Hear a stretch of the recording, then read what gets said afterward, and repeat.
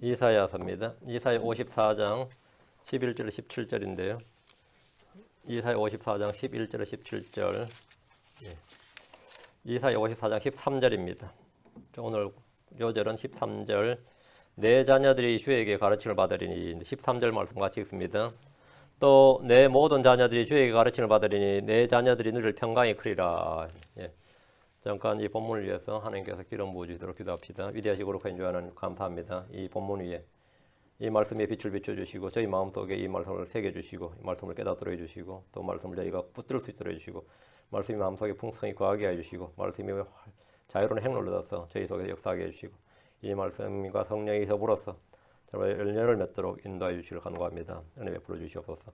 저희가 이 말씀을 공부하는 시간이 그냥 지식을 쌓는 시간이 아니라 하나님을 아는 시간이 되도록 도와주시고 성령 충만함을 덧입고 권능을 덧입고 은혜를 덧입는 그런 시간이 되도록 복을 내려주시옵소서.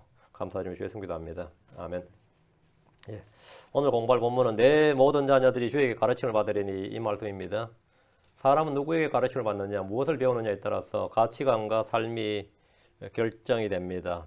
이스라엘은 주께 배우는 대신에 사람들로부터 가르침을 받았습니다. 주의 법규를 배우는 대신에 사람들의 훈계로 가르침을 받았습니다. 이사야 29장 13절에 그러므로 주께서 이르시되 이 백성이 자기 입으로 나를 가까이 하며 자기 입술로는 나를 공경하나 그들의 마음은 내게서 멀리 떠났고 그들이 사람들의 훈계로 가르침을 받아 나를 두려워하는도다.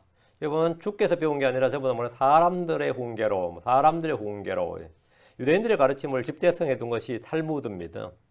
그건 사람들의 전통과 장로들의 전통이죠. 자기들의 가르침을 집대성해서 그것을 마치 성경처럼 그 탈무드라 그래요. 그들은 주의 법을 가르치는 대신에 사람들의 명령들을 교리로 가르침으로써 훈계로 가르침으로써 그걸 이제 전통으로 이어받게 한 거죠. 주님을 헛되이 경배했습니다. 마태복음 15장 9절에 그러나 그들이 사람들의 명령들을 교리로 가르치며 내게 헛되이 경배하는도다 하였느니라. 사람들의 명령들을 뭐로 가르친다고요? 교리로 가르치니. 사람들의 명령을 교리로 가르치니 그들이 헛되이 나를 경배하는도다. 주님께서 이렇게 말씀을 하셨습니다. 사람들의 명령을 교리로 가르친다. 사람들의 명령을. 주의 말씀, 주의 법이 아닌 사람들의 명령들, 교회 전통을 가르치는 이런 부패와 배교의 원인입니다. 유대인들의 타락과 배교의 중심에는 하나님의 말씀을 버리고 사람들의 명령과 훈계와 교리를 가르치고 배운 데 있습니다. 로마 캐톨릭을 보십시오. 교회의 전통이나 교황의 명령들 마치 성경 말씀인 것처럼 가르칩니다. 사람들의 가르침과 전통과 명령으로 하나님의 명령을 범합니다. 이는 종교개혁을 통해 성경으로 돌아가자고 외쳤던 개신교회들에서도 일어나는 현상입니다. 우리 주 예수님은 유대인들로부터 이런 공격을 자주 받았습니다. 마태복음 15장 2절에 보면 당신의 제자들이 어찌 장로들의 전통을 범하나이까? 율법을 범하나이까? 이게 아니고 장로들의 전통을 범하나이까? 왜 장로들의 전통, 사람들의 전통은 뭐라고요? 그걸 명령, 교리로 가르쳤다. 그걸 훈계로 가르쳤단 말이죠. 그들이 빵을 먹을 때 손을 씻지 아니하나이다. 빵 먹을 때 손을 씻으라. 그건 주의 명령이 아니라 전통이죠.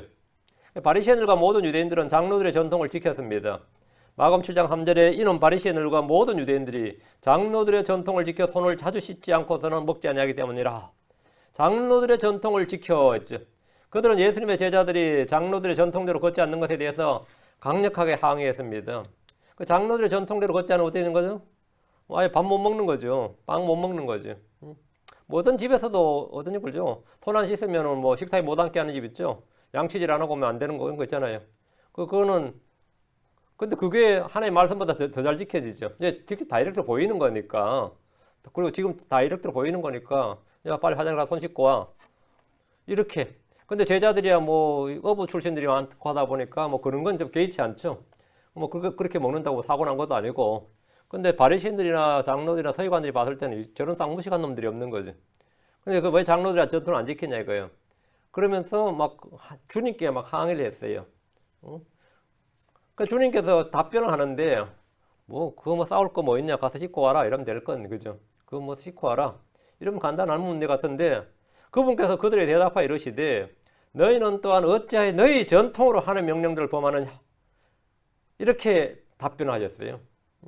너희 전통으로 하나님의 명령을 범하느냐. 주님은 그들이 장로들의 전통으로 율법을 범하는 예를 제시해 주셨습니다. 마태복음 15장 6절에 자기 아버지나 어머니를 공경하지 않아도 의무를 면제받으리라 하여 너희 전통으로 이같이 하나님의 명령을 무효가 되게 하였느니라. 너희 전통으로 하나님의 명령을 무효가 되겠다 이거예요. 너희 전통으로. 그들은 이런 일을 많이 행했습니다. 마가복음 7장 13절에 너희의 전통과 너희가 전해준 전통으로 하나님의 말씀을 무효가 되게 하며 또 그 같은 일들을 많이 행하느니라. 많이 행한대. 그 같은 일을 많이 행한대. 이게 한두 가지가 아니다 이거죠. 사람들의 가르침을 받아서 그것을 반복적으로 행하게 되면 그게 뭐가 되죠? 그걸 전통이라고 합니다. 그게 전통이 됩니다. 유대인들은 전통을 지키기 위해서 하나님의 말씀 무효가 되겠고 하나님의 명령을 잘 저버렸습니다. 마가복음 7장 9절에 또 그분께서 그들이 이르시되 너희가 전통을 지키려고 하나님의 명령을 철저히 잘 저버리는도다. 조상들의 전통을 지키려는 노력은 대를 지어 계속 지속되었습니다. 이는 지금도 정통 유대인들에게는 중요한 직무입니다. 바울은 사도가 되기 전에 자신에 대해서 이렇게 말했습니다. 사도행전 22장 3절에 진실로 나는 유대인으로 길리기아의 도시 다소에서 태어났으되 이 도시에서 가말리엘의 발밑에서 자라며 조상들의 율법의 완전한 방식에 따라 가르침을 받았고 이날 너희 모든 사람처럼 하나님을 향해 열심히 하노라. 여기 보면 조상들의 율법의 완전한 방식에 따라 가르침을 받았고 조상들의 율법의 완전한 방식, 조상들의 전통을 배운 거죠. 바리새인들의 전통을 배운 거예요. 바울은 조상들의 율법의 완전한 방식에 따라 가르침을 받았다 했는데 그가 배운 율법과 유대교의 전통이었습니다. 그리고 갈라디아 1장 4절에 보면 내 조상들의 전통에 따라 내 조상들의 전통에 대해 더욱 열심을 내어 내 민족 가운데서 나와 동등한 많은 사람들보다 유대인들의 종교에 더 덕을 보았느니라. 바울 자신이 내 조상들의 전통에 아주 열심을 냈다. 누구보다 더 열심을 냈다. 나와 동등한 많은 사람들보다 유대인들의 종교에서 더 덕을 보았다. 그는 하나님의 말씀이 아닌 조상들의 전통에 열심이었습니다. 그 결과 그는 교회를 핍박하는 자고 신성 모독한 자고 살인자가 되었습니다. 사람들의 전통과 명령과 훈계를 따르는 일은 주의 말씀과 주의 명령을 무효가 되게 하는 것입니다. 교회의 전통에 열심인 성도들이 있습니다. 사람들의 전통과 유치한 원리들을 따르는 크리스천들이 있습니다. 성경 말하기를 골로새 2장 8절에 어떤 사람이 철학과 헛된 속임수로 너희를 노력하지 못하도록 조심하라. 그것들은 사람들의 전통과 세상의 유치한 원리들을 따른 것이요 그리스도를 따른 것이 아니니라. 사람들의 전통, 세상의 유치한 원리, 장로들의 전통, 조상들의 전통, 교회의 전통 다 마찬가지. 그것은 그리스도를 따르는 것이 아니니라. 성경 같은 거 별로 관심 없어도 크리스마스 시즌만 되면 괜히 흥분해가지고 교회 뭐 안 하나 그러고 트리 만들자 그러면 잘 참석하고 그런 거 있죠. 부활절 되면 계란 잘 삶아 오고 그런 데는 되게 열심히 해요. 그건 저 잘해요. 근데 그런 것들은 그리스도를 따른 것이 아니다 이 말이에요. 우리는 그리스도를 따른 사람들입니다. 우리는 주의 말씀을 지키는 사람들입니다. 우리는 유대교 전통이든 교회 전통이든 사람들의 전통이든 조상들의 전통이든 그런 것에 관심을 두지 않습니다. 우리는 조상들의 전통으로부터 구속받았습니다. 베드로 7장 18, 19절에 너희가 알거니와 너희 조상들로부터 전통으로 물려받은 너희의 헛된 행실에서 너희가 구속받은 것은 은이나 금같이 썩을 것으로 된 것이 아니요 오직 금도 없고 점도 없는 어린 양 같은 보배로운 그리스도의 보배로운 피로 된 것이니라. 크리스천에서 우리가 받은 전통은 사도들의 편지에 적힌 명령입니다. 크리스천들은 사도들이 전해준 말씀이 행동 방식이고 전통이 되어야 됩니다. 그 말씀을 계속해서 지켜나가면 그것이 전통이 되는 거죠. 이것이 성도들이 받은 전통이에요. 특히 바울 서신서는 교회 교회의 성도를 준 서신서로서 신약의 실행 명령들입니다. 바울 서신은 교회의 실행 명령서들이 데살로니가후서 2장 15절에 그러므로 형제들아 굳게 서서 말로나 우리의 서신으로 너희가 가르침을 받은 전통들을 붙들라. 너희가 가르침을 받은 전통인데 뭘로 가르침을 받았느냐 이거죠.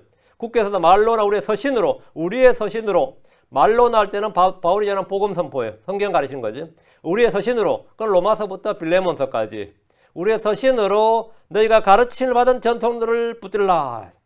데살로니가후서 3장 6절에 이제 형제들아 우리 주 예수 그리스도의 이름으로 우리가 너희에게 명령하는 너희는 질서 없이 걷고 우리에게서 받은 전통대로 걷지 아니하는 모든 형제들에게서 떠나라. 우리에게서 받은 전통대로 우리가 사도들에게 받은 전통이란 모세 율법, 유대교의 전통과 같은 그런 전통은 아닙니다.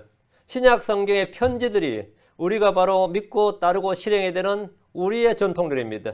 자, 본문을 보겠습니다. 11절 12절 이사야 54장 11절 12절 오 고난당하며 폭풍에 밀려다녀 위로를 받지 못한 자여 너는 보라 내가 아름다운 색깔로 내 돌들을 쌓으며 사파이어로 내 기초를 놓고 마노로 내 창문을 만들며 홍옥으로 내 성문을 만들고 내 모든 경계를 아름다운 돌들로 꾸미리라. 지금 미국의 제일 부자가 누구예요 지금? 아마존 회장이 뭐 마이크로소프트사 빌 게이츠라도 이런 집은 못 지을 겁니다. 내가 아름다운 색깔로 내 돌들을 쌓으며 사파이어로 내 기초를 놓고 마노로 내 창문을 만들며 뭐 돈 있으면 만들면 만들 것 같아, 그죠? 홍옥으로 내 성물 만들고 옛날에 뭐 황제나 돈 많은 사람들은 뭐 욕조나 변기까지도 뭐 다 금으로 만들었다 그러잖아요. 뭐 여기 보면 홍옥으로 내 성물 만들고 이거는 만만치 않는 것 같아요. 홍옥으로 성문 만들려면 창문을 만으로 창문 만드는 것까지는 뭐 오케이. 홍옥으로 내 성문을 만들고 내 모든 경계를 아름다운 돌들로 꾸미라. 야, 아름다운 돌들이란 말이 사실 보석을 말한 겁니다. 보석들이 색깔별로 막 있단 말이죠. 크리털 색깔 나는 것도 있고 파란 색깔 나는 거, 블루 색깔 나는 거, 초록 색깔 나는 거, 별의별 색깔 다 있죠. 그래서 내 모든 경계를 아름다운 돌들로 꾸미라. 이것은 고난받는 유대인들의 역사의 한 줄기 빛이죠. 고난당하며 폭풍에 밀려다녀. 이 말은 유대 역사예요. 사마리아와 유대는 이방인의 때에 고난을 당하며 폭풍에 밀려다녔지만 위로를 받지 못했습니다. 아시리와 바벨론과 페르시아의 전조로 붙들려갖고 아무 곳에도 정착하지 못한 채 떠돌려 밀려다녔습니다. 이방인의 때 유대인들의 고통과 슬픔, 유대인들은 고통과 슬픔뿐이었습니다. 이 세상에서 유대인들은 어디서 누구에게도 위로를 받지 못했습니다. 위로할 자가 아무도 없었습니다. 세상은 그들을 약탈할 뿐입니다. 지금도 유대인 혐오주의는 어디에나 널리 퍼져 있습니다. 요즘에는 미국과 유럽에서 반유대주의를 금지하는 법이 있지만 여전히 유대인들에 대한 혐오는 널리 퍼져 있습니다. 이들을 위로할 분은 하나님 한 분뿐입니다. 주님은 위로자이십니다. 이사야 57장 18절에 내가 그의 길들을 보아선즉 그를 고쳐주리라. 또 그를 인도하여 그와 및 그의 슬퍼하는 자들에게 위로를 회복시켜 주리라. 주님께서 슬퍼하는 자에게 뭐라고요? 위로를 회복시켜 주리라. 주님은 위로의 하나님이다 말이죠. Comfort and consolation. 하나님은 위로의 하나님이십니다. 성령은 위로자십니다. 성경은 안위와 위로를 줍니다. 크리스천들은 유대인들을 향해서 유일하게 우호적이며 위로하는 사람들입니다. 주님은 이스라엘을 위로하겠다 하였습니다. 이사야 66장 13절 어머니의 위로를 받는 자같이 내가 너희를 위로할 터인즉 너희가 예루살렘에서 위로를 받으리니. 너희가 예루살렘에서 위로를 받는다. 그 어머니의 위로를 받는 자같이 내가 너희를 위로할 터인즉 주님은 위로자시다. 이거. 성령은 우리 가운데 위로자예요. 그래 우리가 슬픔이나 고난을 당할 때 누가 나를 위로해 줍니까? 아무도 위로 안 해주죠. 욥이 고난 당할 때 누가 위로해 줬어요? 욥의 친구들 아닙니다. 그들은 더 회개하라면서 계속해서 압박을 가했습니다. 실제로 교회 내에서도 형제 자매들이 어려움 당하면 위로해 주는 게 아니라 계속 옆에 가지고 이러면 긁어놓는 사람들 많이 있죠. 그런 일은 허다합니다. 아직도 깨닫지를 못하네 하면서 계속 압력을 주잖아요. 계속 압력을 주는데. 근데 누가 위로를 주느냐 하면 내가 너희를 위로할 터인즉 너희가 예루살렘에서 위로를 받으리니. 이런 주께서 오실 때에 성취될 겁니다. 주께서 오셔서 예루살렘에 자신의 왕자를 놓으셔야 이스라엘은 어머니의 위로를 받는 자같이 그렇게 위로를 받는다 이거죠. 그들은 주 예수님을 배척하고 죽임으로 주후 70년에 멸망해서 2000년 동안 고난당하며 밀려다녀서 위로를 받지 못했습니다. 우리가 맨날 뭐 AD 70년 뭐 그런 디아스포라 이야기하지만 이 역사에 보면 AD 70년에 그 타이터스 장군은 예루살렘 사람을 한 명이라도 구원하기 위해서 가진 애를 다 쓴 장군이에요. 그래서 예루살렘 선전포고를 하면서 한 명이라도 빨리 예루살렘을 탈출하도록 길을 열어줬습니다. 그래서 사도들이나 예루살렘의 크리스천들은 다 빠져나간 거죠. 완전히 사방을 포위해서 다 막아버린 게 아니라 한 명이라도 더 빠져나가도록 하고 빠져나가서 이 전쟁에서 죽지 않도록 그렇게 엄청나게 배려를 했어요. 근데 이 유대인들이 막 이 과격파들이 자기들이 성문을 지키면서 막 빠져나가는 사람들 막 죽이고 이러니까 로마 군대에 죽는 게 아니라 자기 동족에게 더 죽게 생긴 거예요. 그래서 이 타이트 장군이 공격 명령 내릴 때 하나님께 기도를 했는데 이 이스라엘의 하나님이여 내가 저들의 피를 흘린 것은 내 죄가 아닙니다. 저들이 말을 듣지 않습니다. 이렇게 기도하고 공격 명령을 내렸어요. 놔뒀다가는 지들 내한테 죽는 것보다 우리 군대에 죽는 게 아니라 저들한테 다 죽겠다 이거예요. 그래 얼마나 그놈들이 심했는지 알겠죠. 하나님께서 위로를 줄 수가 없는 거예요. 당시는. 주께서 다시 오실 때 그들은 회개하고 민족적 회복을 하게 됩니다. 11절에 보면 너는 보라 내가 아름다운 색깔로 내 돌들을 쌓으며 사파이어로 내 기초를 놓고 이랬죠. 이 말은 돌아온 이스라엘이 팔레스타인 땅에서 도시를 재건하고 세우는 모습입니다. 물론 이걸 이제 영적으로 해석해가지고 크리스천들은 모두 살아있는 돌들이다 뭐 이런 식으로 너희들은 프레셔스 스톤이다 이런 식으로 사람을 이제 돌들에 비유해서 그렇게 설계해도 뭐 한편의 설교가 나와요. 그래서 은혜 받고 하는데 이제 정확한 의미는 이제 문자 그대로 하나님께서 이 땅에 기초가 있는 한 도시를 세우는 거예요. 그러니까 하나님께서 빌더가 되는 거죠. 하나님께서 이 빌더가 돼가지고 도시의 건축자가 돼서 하나님 왕국을 세우고 예루살렘을 The City of God 이렇게 세우는 거예요. 로마가 City of God 신의 도성이 아닙니다. 예루살렘이 The City of God이 그 예루살렘을 세우는데 그 예루살렘을 캐피털 시티로 해서 하는 이 하늘의 왕국에서 이스라엘의 도시들은 역사상 어떤 도시보다 더 화려하게 아름답게 세워질 겁니다. 도시만 봐도 아름다운 거예요.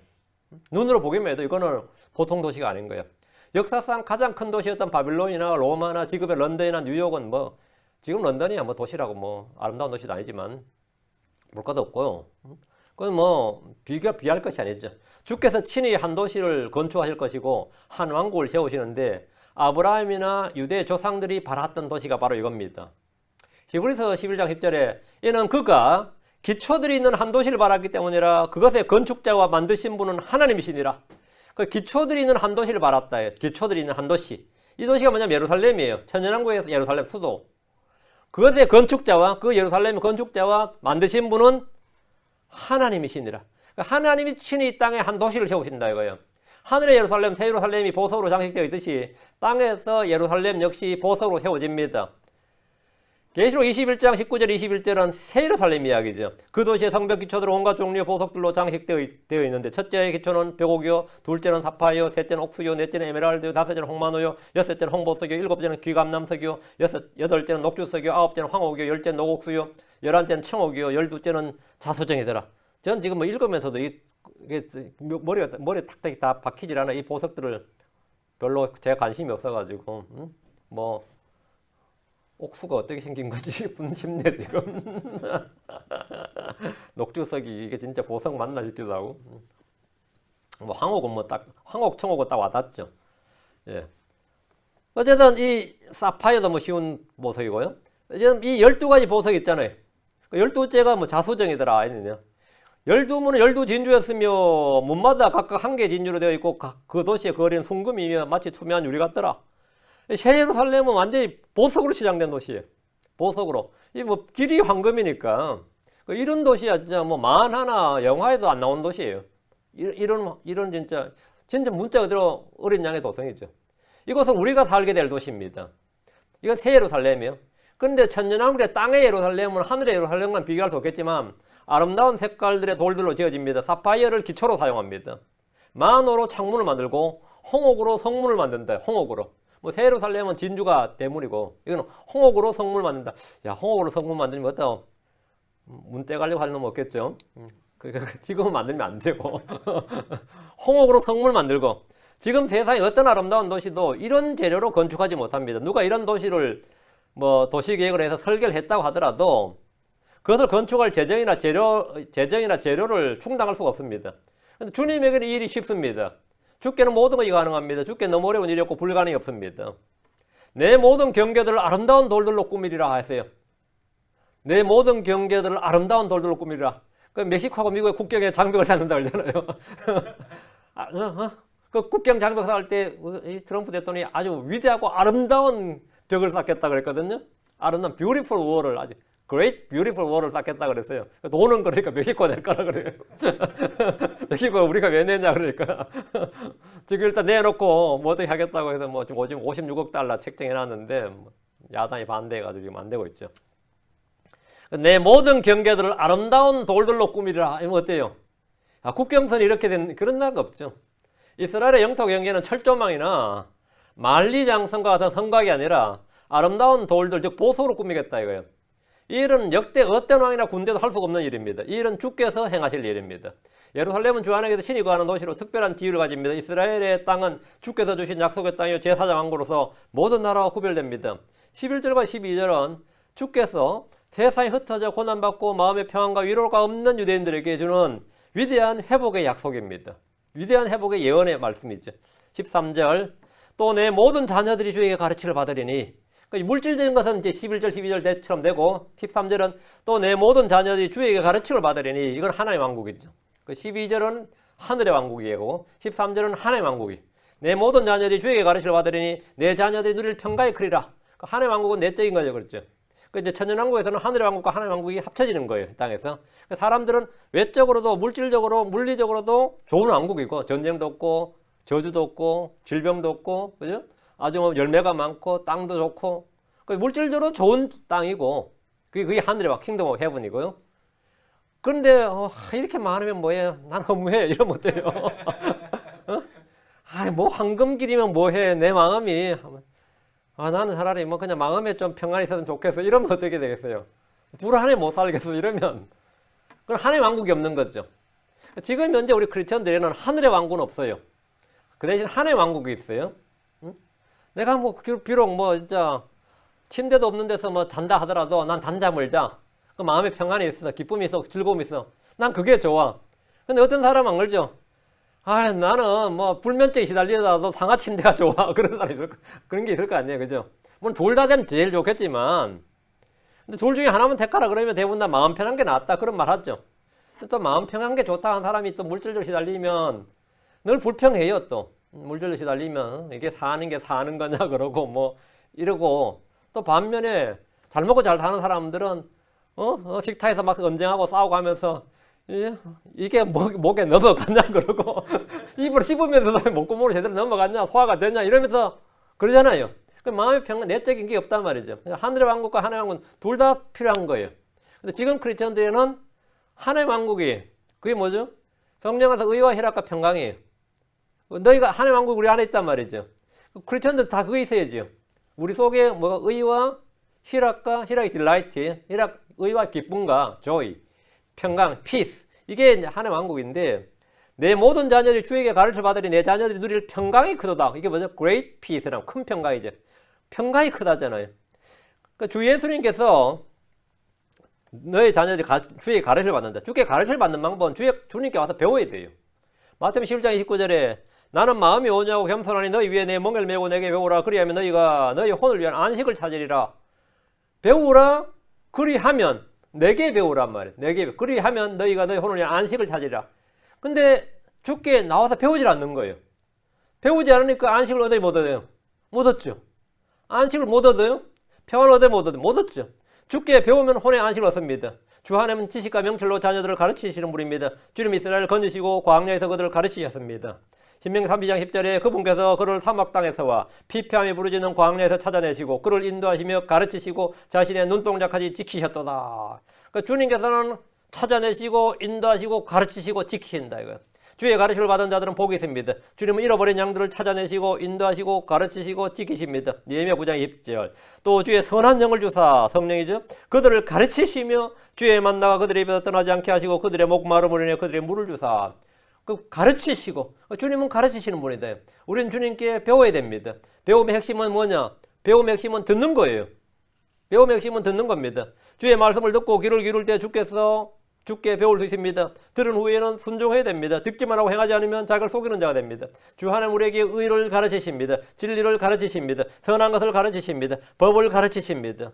깨끗한 것과 부정한 것의 차이를 가르치십니다. 거룩한 것과 속된 것의 차이를 가르치신대요. 하늘에 속한 것과 땅에 속한 것을 가르쳐요. 성령에 속한 것인지 육신의 것인지 가르치는 주님께 배워야 돼. 배우지 않으면 이건 학교에서 안 가르친단 말이죠. 이거는 내가 혼자 독학할 수 있는 게 아니에요. 주께 배워야 돼. 하나님 우리가 해야 할 일과 하지 말아야 될 일을 가르치시는 분이단 말이에요. 그래서 주님은 내게 와서 배우라 해요. 배우면 안식을 얻는다. 배우면 평강을 얻는다. 주님 우리가 가야 할 길을 가르치십니다. 출애굽기 18장 20절에 그들에게 규례와 법들을 가르쳐서 그들이 마땅히 걸어야 할 길과 마땅히 행해야 할 일을 그들에게 보여주며 마땅히 걸어야 할 길과 마땅히 행해야 할 일을 가르친다요. 우리는 내가 하고 싶은 일을 해야 되는 게 아니라 주님께서 행하라고 하는 일을 해야 됩니다. 내 의무를 해야 된다고. 주님께서 내게 원하는 것들을 해야 된단 말이죠. 주님은 자신의 길을 가르치십니다.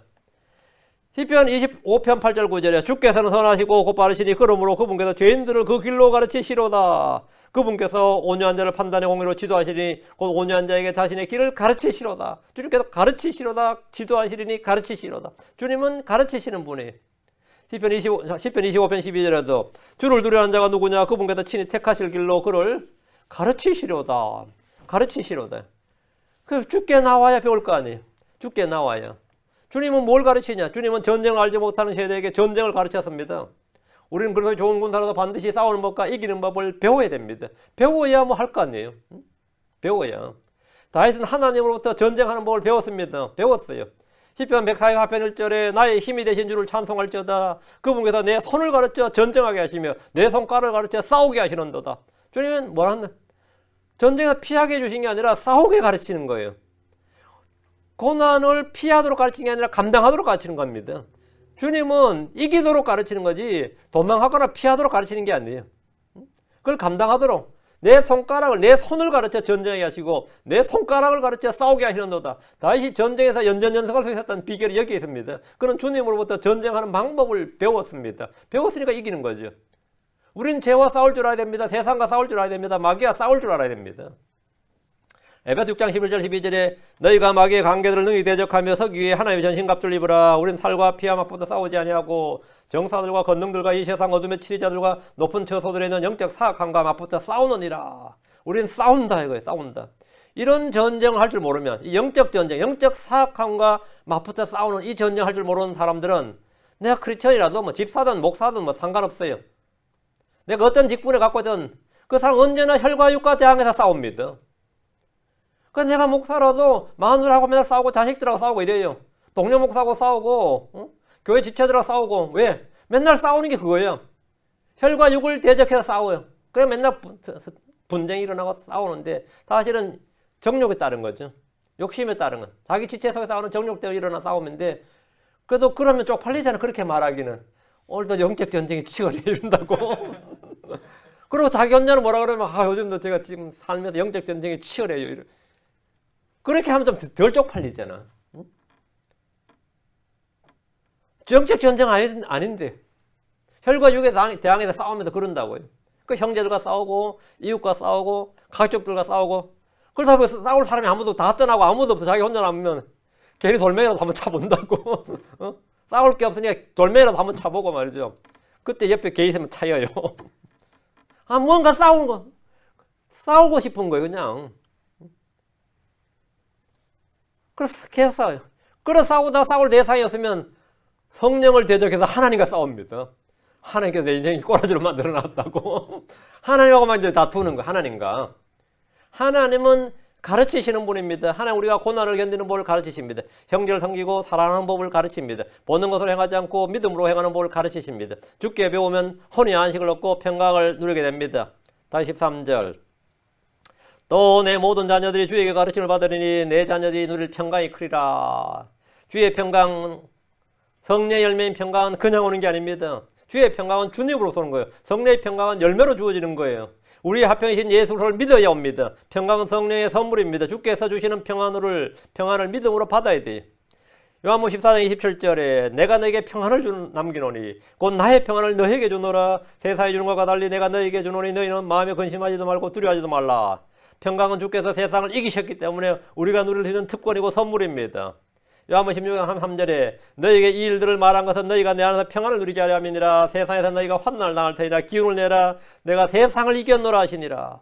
주님께서 이겼다 이거. 주님이 승리하셨다. 이겼다. 이게 중요한 거죠. 이겼다. 평강은 화평, 평강, 평안 다음. 이 화평은 타협의 산물이 아니라 승리의 노량물입니다. 화평은 타협의 산물이 아니에요.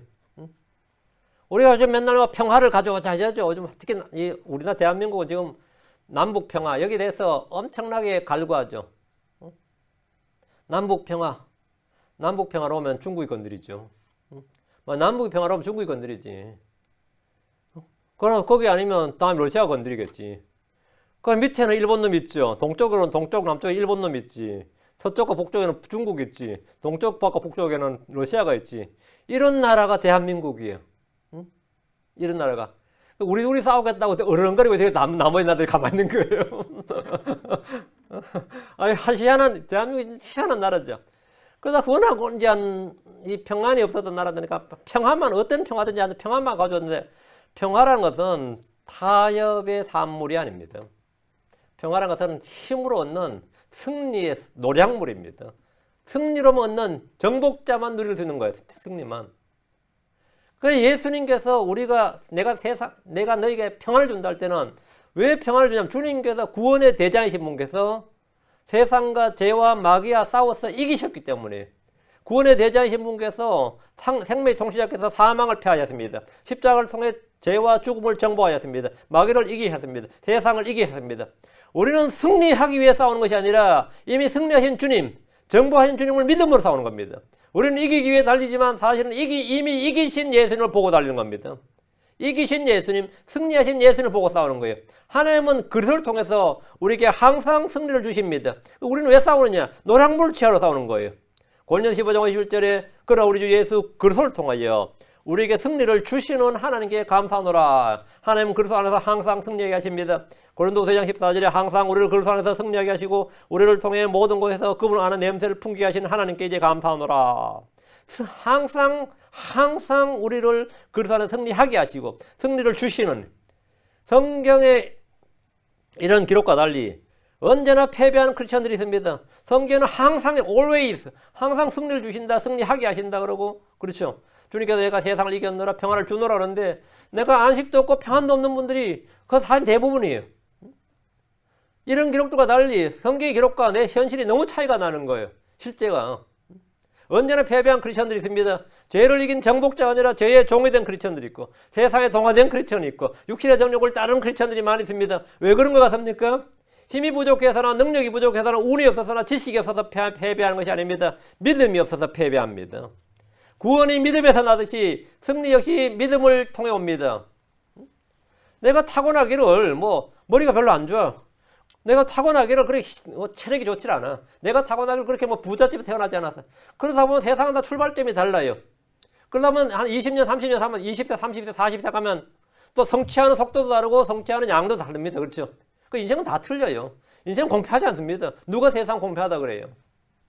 하나님은 물론 공평하다 그러지. 그러나 내가 이웃을, 형제를 사랑할 수 있는 능력은 타고나는 게 아닙니다. 그거는 학력과 재산과 지위와 환경과 상관없는 거예요.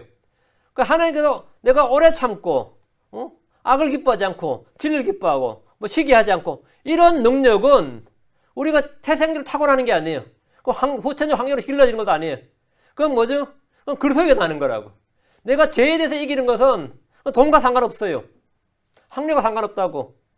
내가 죄에 대해서 죄를 이기는 것, 이웃을 사랑하는 이런 능력, 하나님께서 내게 원하시는 삶을 사는 방법은 그건 믿음에서 나는 거죠. 그거는 자라난 환경이나 그거 어떤 교육과는 상관이 없는 거라고요. 저는 이제 딸내미하고 주로 차에서 이야기를 많이 해요. 둘이 있을 때가 차에서 주로 둘이 잘해요. 그러니까. 그래서 내가 오늘도 내가 큰 위로를 줬어. 네가 공부를 해서 커뮤니티 칼리지 가더라도 네가 그 시간까지 내가 성경을 10번이나 20번, 30번 읽다 훨씬 더 좋겠다 그랬어요. 되게 좋아하더라고. 이게 그냥 안 했거든요. 근데 그래서 이것도 안 하고 이것도 못 한다 이거야. 그게 문제다 이거. 응? 내가 아이비리그도 안 가도 되고 UCLA 안 가도 되고 좋은 대학 안 가도 네가 왜 못 갔냐면 그 시간에 내가 여름 방학 때마다 성경 읽느라 정신없어서 못 갔다 그러면 그건 아주 만족스럽고 내가 기쁠 것 같아. 응? 그럼 네가 충분히 세상에서 누군가를 사랑하며 누군가를 섬기면서 하나님 뜻대로 살아갈 수 있는 힘을 길렀기 때문에 난 그걸로 충분하다. 돈은 못 벌었을지 몰라도 돈을 벌 수 있는, 당연히 좋은 대학 나와야 돈을 더 잘 벌지. 연봉 자체가 틀리는데 시시한 대학 나면 5만 불도 못 법니다. 좋은 대학 나면 10만 불 이상 넘어가요. 연봉 출발이 달라. 사회생활 출발이. 근데 그건 차이가 난 건 다 괜찮다 이거예요.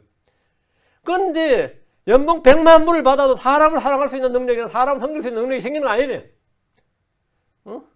죄를 미워하고 악을 미워하는 능력은 그렇게 생긴 게 아니단 말이에요. 근데 하나님이 내게 원하는 것은 네가 세상에서 얼마나 돈을 많이 벌었냐, 얼마나 좋은 대학 나느냐, 얼마나 뭘 했느냐, 그걸로 심판하는 게 아니라 누구를 얼마나 사랑하고 누구를 얼마나 섬기냐, 얼마나 하나님 뜻대로 살았고 얼마나 경건하고 거룩하고 의롭게 살았느냐를 하나님이 물으실 거예요. 그걸로 심판이 된단 말이에요. 그게 보상의 결정을 하는 거를. 그럼 그렇게 살 수 있도록 어릴 때부터 내가 그 목사집 딸내미인데 양육을 해야 될 거 아니야. 아버지는 줘 그러면 뭐래요. 어쨌든 양육을 해야 될 거 아니에요. 그래서 난 네가 그런 능력을 갖기를 원한다 그래. 그런 능력을 내가 보니까 뭐 하면 아버지 닮았다 그러는데 날 닮은 게 맞긴 맞아. 못생긴 거니까 날 닮은 게 맞는데 그렇게 날 닮은 것 같질 않아요. 날 안 닮아도 되니까 좀 예수님 좀 닮아야 될 거 아니에요? 예수님 좀 닮아야 될 거 아니에요? 그러니까 우리가 힘이 부족해서, 능력이 부족해서, 운이 없어서, 지식이 없어서 패배하는 것이 아니다 말이죠. 죄를 이기고 세상을 이기고 마귀를 이기고 육신의 정욕을 이기는 그런 능력은 아이비리그 한다고 해결되는 게 아니라는 그거는. 그런 건 아니란 말이지. 응? 어떻게 해결되는 거? 그건 믿음이에요, 믿음. 믿음이 없어서 패배한단 말이야. 믿음이 없어서. 요한서 5장 4절에 무엇이든 하나님께서 난 것은 세상을 이기느니라. 세상을 이기는 승리는 것이니 곧 우리의 믿음이니라. 그러니까 무엇이든 하나님께서 난 것은 세상을 이긴대. 믿음도 하나님께서 나고 사랑도 하나님께서 나요. 평강도 하나님께서 나고 승리도 하나님으로 오는 겁니다. 하나님 난 건 다 세상을 이겨. 믿음은 당연히 그리스도의 믿음, 그리스도 안에 있는 믿음, 그렇죠? The faith of Christ. The faith which is in Christ. 믿음. 그것은 그리스도 안에 있느니라. 그 믿음이 뭐라고 내가 말씀을 들으면 통해서 온다면 믿으면 승리가 오는 거예요. 그게 주님께 가르침을 받은 거지. 다시 13절에 또 내 모든 자녀들이 주에게 가르침을 받으니 내 자녀들이 누릴 평강이 크리라. 하나님은 그리고 내 모든 자녀들이 주에게 가르침을 받으니 이랬습니다. 우리는 주께 배워야 됩니다. 주께 배워야 돼요. 우리의 자녀들 역시 주께 배워야 됩니다. 자녀들이 주께 배운다는 것은 직접 주의 말씀을 읽고 배우고 깨달아야 한다는 겁니다. 집에서는 부모님에게 배우고 교회에서 목자나 교사로부터 성경을 배우지만 자녀들은 그 말씀을 스스로 배우고 익혀야 됩니다. 방법은 뭐냐? 성경 읽고 마음에 쌓아두는 겁니다. 아이들이 기도하는 법을 배우고 말씀을 읽고 믿을 때 영적 체험을 하게 됩니다. 삶에서 주 하나님을 찾고 신뢰하면서 주께 무언가를 배우게 됩니다. 우리는 자녀들이 어릴 때부터 마땅히 가야 할 길로 가르쳐야 됩니다. 잠언 4장 4절에 아버지도 나를 가르쳐 내게 이르기를 내 말들을 내 마음에 간직하라. 내 명령들을 지키라. 그리하면 살리라. 우리가 배우고 가르쳐야 할 지식은 동일합니다. 우리가 주께 배운 동일한 것들을 자녀들이 배울 수 있도록 해야 됩니다. 주께서 나를 가르치신 대로 자녀들에게 가르침을 주시길 구해야 됩니다. 시편 143편 10절에 주는 나의 하나님이시오니 나를 가르쳐 주의 뜻을 행하게 하소서. 주의 영은 선하시오니 나를 곧바른 땅으로 인도하소서. 내가 주께 배운 것이 있다면 자녀들에게 가르칠 것이 있습니다. 내가 주님께 배운 게 있으면 가르칠 게 있어요. 내가 받은 게 있으면 줄 게 있습니다. 주님이 사람을 가르치는 방법은 어떤 초자연적인 체험이나 환상이나 꿈이나 어떤 계시를 통해 주는 게 아닙니다. 부모들이나 목자들, 교사들을 통해서 배우게 하시는 겁니다. 누구든지 주의 뜻을 찾고 주의 뜻을 행하려는 소원과 의지를 갖게 되면 그는 주께 배울 수 있습니다. 이사야 48장 7절에 내 구속자요 이스라엘의 거룩하신 이 주가 이같이 말하노라. 나는 너를 가르쳐 유익하게 하고 내가 마땅히 가야 할 길로 너를 인도하는 주 내 하나님이니라. 나는 너를 가르쳐 유익하게 한다. 나는 너를 가르쳐 유익하게 하고. 그러나 사악한 자들은 배우려 하지 않습니다. 이사야 26장 10절에 사악한 자는 호의를 입을지라도 의를 배우려 하지 아니하고 곧바른 땅에서 불의하게 행하며 주의 위엄을 바라보지 아니하리이다. 호의를 입을지라도 의를 배우려 하지 않는다. 의를 배우려 하지 않는다. 배울 소원도 끄지가 없다 이 말입니다. 제가 전에 수련회에서 강의를 한 적이 있습니다. 그런데 듣는 사람들이 되게 불평을 해요. 말씀을 잘 못 전한다느니 이런 게 불평이 아니라 되게 가르치려고 그런다 이러는 거예요. 이런 황당한 일이 있나? 가르치려고 그러는데 그래서 불만을 품고 불평을 하는 거예요. 2박 3일 내내. 그러니까 듣는 사람들 중에도 황당하죠. 몇 명이 이런 거는요. 몇 명만 그런 사람 몇 명만 있으면 완전 누룩입니다. 적은 누룩이 온 덩어리 뜨게 한다고 몇 놈이 이거 불평을 하는 거예요. 계속 윤목사 계속 와서 가르치려고 그런다고. 제가 하는 일이 주의 말씀 가르치는 일이고 가르치려고 시간 내서 갔는데 그러면은 한 개라도 가르치려고 하는데 가르치려고 한다 불평하니까 얼마나 황당해요. 참 기가 찰 노릇이지. 이게 대체 뭔 현상인 거지? 난 그것도 이해를 못했어요. 참 별의별 인간들 다 있다 싶었어요. 근데 그들을 딱 보니까 이제 뒤에 알았어. 주의 말씀을 배우려고 온 게 아니라 자기들끼리 모여서 자신들의 체험과 감정과 어려움과 불평, 불만 서로 떠들면서 함께 나누고 싶었는데 계속 강연이 연속되니까 그 시간이 있어 없어. 불평, 불만 서로 나누면서 공유하면서 말을 같이 찍고 빠고 까불어야 되는데 그 시간 안 주고 계속 하나 앉아서 찬송하고 말씀 배우고 하니까 이러다가 시간 다 가겠단 말이죠. 속에 막 가득히 품고 쏟아내려고 왔다가 지금 계속 듣고 있으니까 들려요 안 들려요? 안 들리죠. 그러니까 막 그 짜증이 나는 거죠. 그들은 막 그렇게 끌어모여서 함께 그냥 막 밤새워서도 막 떠들고 막 그렇게 하면서 놀고 싶었는데 그래서 모였는데 아침부터 저녁까지 계속해서 막 스케줄 잡아가지고 말씀 선포해야 되니까 왕짜증이 나는 거지. 교회도 마찬가지예요. 그냥 예배 시간 빨리 안 끝나냐? 예배 시간 끝나고 밥 먹으면서 떠들고 해야 되는데 그게 교회 목적인데 말이죠. 주의 말씀을 배우려 하지 않고 자신의 감정이나 어려움이나 일상의 체험을 나누고 집안이들이 서두르갑니다. 그리스도의 말씀이 우리 속에 풍성히 거하면 시와 찬송과 영적 노래로 서로 가르치고 훈계하며 마음속에서 은혜로 주께 노래하게 됩니다. 우리는 서로 가르치는 거예요. 서로 배우는 겁니다. 서로로. 이스라엘 사람들은 자녀들에게 주를 버리고 바알들을 따르는 걸 가르쳤습니다. 예레미야 9장 14절에 오히려 자기들의 마음에서 상상한 것을 따라 걸으며 자기들의 조상들이 자기들에게 가르쳐준 바알들을 따라 걸었기 때문이라. 여러분, 자기들의 조상들이 자기들에게 가르쳐준 대로 그 바알 숭배는 배운 거예요. 누구에게? 자기 조상들에게 배웠다잖아요. 자기 조상들에게. 그러니까 대대로 배웠다 이거예요. 그들은 바알들을 두고 맹세했습니다. 바알들을 두고 맹세했어요. 황당한 일이지만 덕분에 그들은 멸망했고 포로 잡혀갔고 이리저리 폭풍에 휩쓸려가는 개와 같았습니다. 주 예수님께서 다 내게로 오라, 내게 배우라 하신 것은 주께 배울 때 안식이 있고 평안이 있기 때문입니다. 주님 어디서나 입을 열어서 가르치셨습니다. 주님은 제자들에게 주의 명령들을 가르쳐 지키게 하라고 하셨습니다. 마태복음 28장 1절에 무엇이든 내가 너에게 명령한 모든 것을 그들에게 가르쳐 지키게 하라. 보라, 내가 세상의 끝까지 항상 너희와 함께 있느니라 하시니라. 우리는 주의 명령들을 가르쳐 지켜야 되고 다른 사람들에게 가르쳐야 되고 그들이 또 다른 사람들을 가르칠 수 있게 해야 됩니다. 디모데후서 2장 2절에 또 내가 많은 증인들 가운데서 내게 들은 것들을 바로 그것들을 신실한 사람들에게 맡기라. 그들이 또한 다른 사람들을 가르칠 수 있으리라. 우리는 주의 말씀을 배우고 공부한 일에 부지런해야 됩니다. 다시 13절입니다. 또 내 모든 자녀들이 주에게 가르침을 받으니 내 자녀들이 누릴 평강이 크리라. 이 말씀은 교리적으로 천년왕국 때 이스라엘 자녀들에 관한 예언의 말씀입니다. 온 세상에서 돌아온 유대인들이 주에게 한복을 받습니다. 주께 가르침을 받는데 모두 주를 아는 지식이 넘치게 됩니다. 히브리서 8장 11절에 그들이 각각 자기 이웃과 각각 자기 형제를 가르쳐 말하기를 주를 알라 하지 아니하리니 이는 가장 작은 자로부터 가장 큰 자 이르기까지 모두가 나를 알 것이기 때문이라. 주께 다 배웠어요. 이제 조상들이 배운 게 아니라 주께 배우는 거죠. 주님은 그들 안에 새 마음과 새 영을 주십니다. 그들 마음속에 주의 법을 기록해 주십니다. 천년왕국 때 이들이 누릴 평강은 확실한 평강이고 큰 평안입니다. 14절 너는 의 안에서 굳게 서리라. 내가 두려워하지 아니할 터인즉 학대가 내게서 멀리 떨어져 있을 것이요 두려움이 내게 가까이 오지 못할 터인즉 그것도 멀리 떨어져 있으리라. 이 구절 역시 주께 배운 자녀들, 주의 평강을 누린 자녀들에 관한 말씀으로 하늘의 왕국에서 이스라엘 백성에 관한 예언입니다. 너는 의 안에서 굳게 서리라. 근데 그날에 이스라엘이 행하면 살게 될 주의 법이 마음속에 기록되어 있습니다. 그래서 모두 다 주의 법, 주의 말씀을 잘 지킵니다. 조상들이 수천 년 동안 배척했던 주 예수를 믿고 그분의 법을 따릅니다. 그래서 의 안에 굳게 선단 말이에요.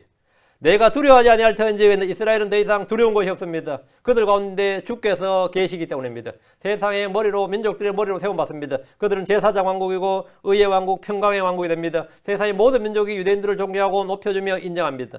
지금까지 존재했던 반유대주 이건 있을 수가 없는 겁니다. 그들을 침략하거나 노래하거나 군대가 없습니다. 숲에 사는 짐승들까지도 아무런 해가 없습니다.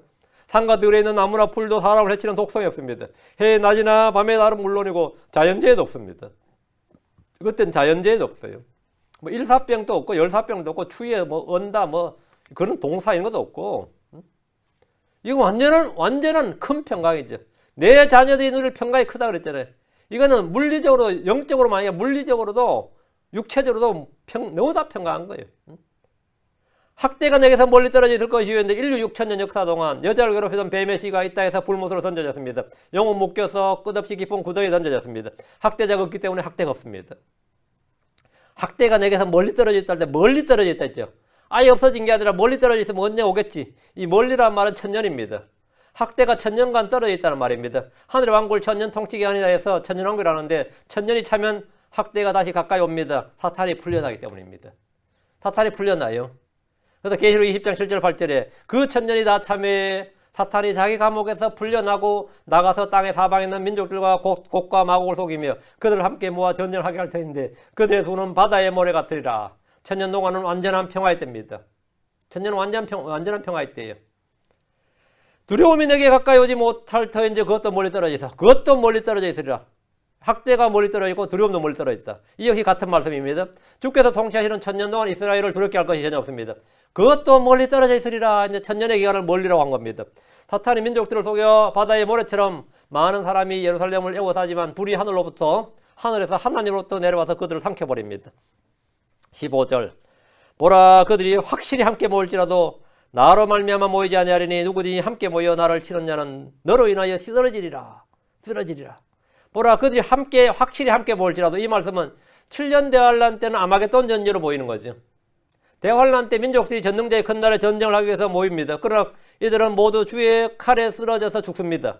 그들의 사체는 공중의 날짐승들이 먹어치웁니다. 본문의 정확한 예언적 시점은 계시록 20장 8절이에요. 15절은 계시록 20장 8절이에요. 지금 대언자 이사야는 천년왕국에서 이스라엘의 누릴 평강과 안식에 대해서 말하고 있다가 그것이 멀리 있다 그랬죠. 보라 그들이 확실히 함께 모일지라도 이 말은 사탄의 속임수에 속아서 땅의 사방에 있는 민족들이 함께 모이는 겁니다. 계시록 20장 8절에 나가서 땅의 사방에 있는 민족들 곧 곡과 마곡을 속이며 그들을 함께 모아 전쟁을 하게 할 터인데 그들의 수는 바다의 모래 같으리라. 이들이 함께 모이는데 바다의 모래수같이 함께 모이는 거예요. 엄청난 거죠. 이렇게 그들이 확실히 함께 모이는데 주님을 경배하게 모인 게 아니죠. 전쟁하기 위해서 모인 거죠. 그러니까 민족들이 모이는 것도 주를 대적하기 위해 모인 겁니다. 15절에 누구든지 함께 모여 너를 치는 자는 너로 인하여 쓰러지리라.